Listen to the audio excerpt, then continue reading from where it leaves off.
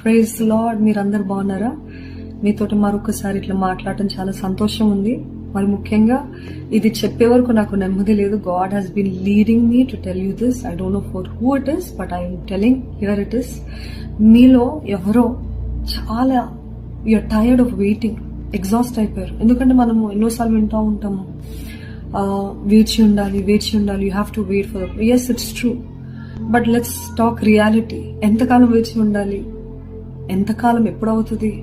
ఎందుకంటే దినాలు అయిపోతున్నాయి, సంవత్సరాలు అయిపోతుంది, నా వయసు అయిపోతుంది, ఇవన్నీ అయిపోతున్నాయి. ఇంకెంతకాలం వెయిట్ చేయాలి? నాకు అర్థం కావట్లేదు. నేను ముందు వెళ్ళాలా లేకపోతే ఇక్కడే ఉండాలా?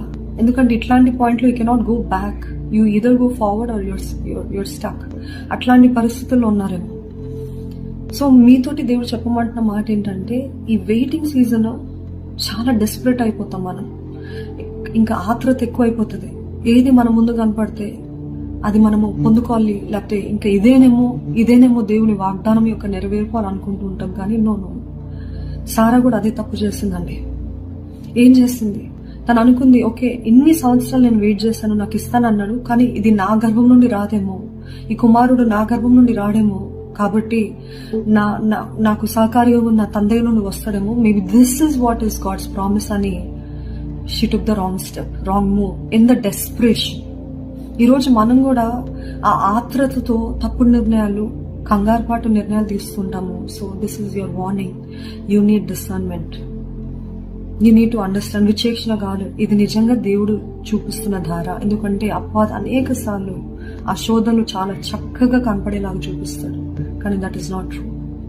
అదే రీతిగా మరి వెయిటింగ్ అప్పుడు నేనేం అడుగు తీయొద్దా అనేది కూడా చాలా తప్పండి. ఎందుకంటే being passive is also wrong.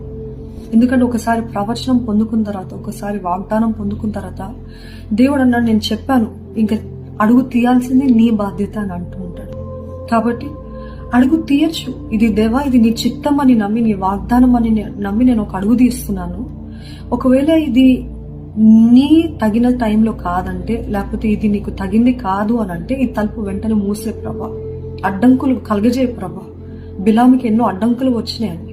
ఎందుకంటే God was trying to show know what you're doing is wrong, నువ్వు చేసే తప్పని. కాబట్టి మీరు అడగచ్చు, దేవా నేను తీసే అడుగు తప్పుగా ఉంటే నన్ను అడ్డగించు, కానీ అట్ ద సేమ్ టైం నేను ఏం చేయకుండా దేవుడే ఇచ్చేయాలి, దేవుడే చేసేయాలి అని కాదని. So I hope you understand the balance. అటు మొత్తానికి డెస్పరేషన్ లో తప్పుడు నిర్ణయాలు, కంగారుపాటు నిర్ణయాలు కాదు. అదే రీతిగా ఏమి చేయకుండా ఉండటము, ఎన్ని సంవత్సరాలని దేవుడు ఇస్తాడులే, దేవుడు చేస్తాడులే అని మౌనంగా ఉండటం కాదు. ఎప్పుడు ఏది చేయాలో అది చేయాలి.